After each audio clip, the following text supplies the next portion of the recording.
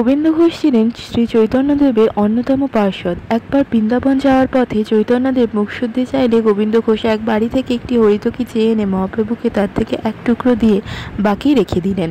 গ্রাম পরিক্রমাকালে পরের দিন অগ্রদ্বীপে এসে পুনরায় মুখশুদ্ধি চাইলে গোবিন্দ ঘোষ আগের দিনে সঞ্চিত হরিতকির বাকি অংশটুকু মহাপ্রভুর দিকে এগিয়ে দেন এবং এতে তার বিষয় বাসনা যায়নি বলে তাকে আর নিজের সঙ্গে নিয়ে যেতে চান না মহাপ্রভু।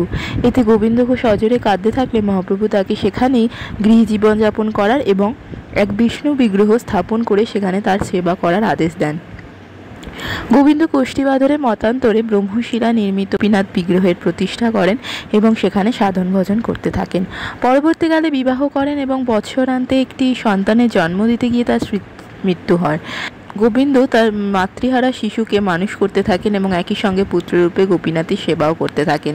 5 বছর বয়সে তার শিশু মারা গেলে শোকাহত গোবিন্দ তার মৃত্যুর পর তার কাজ কী করবে সেটা বলে চিন্তিত হতে থাকেন এবং অসুস্থ হয়ে পড়েন। কথিত আছে চৈতন্যদেব নাকি তখন তাকে সান্ত্বনা এবং প্রতিশ্রুতি দেন যে স্বয়ং গোপীনাথ তার পুত্রের করণীয় কাজগুলি করবেন, এমনকি শ্রাদ্ধ শান্তিও।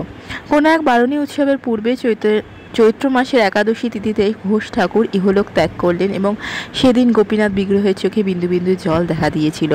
ঘোষ ঠাকুরকে মন্দিরের পাশে সমাধি দেওয়া হয় এবং এখনও প্রতি বছর ওই তিথিতে বিগ্রহকে শ্রাদ্ধের বসন পরানো হয় এবং তাকে দিয়ে পিণ্ডদান করানো হয়।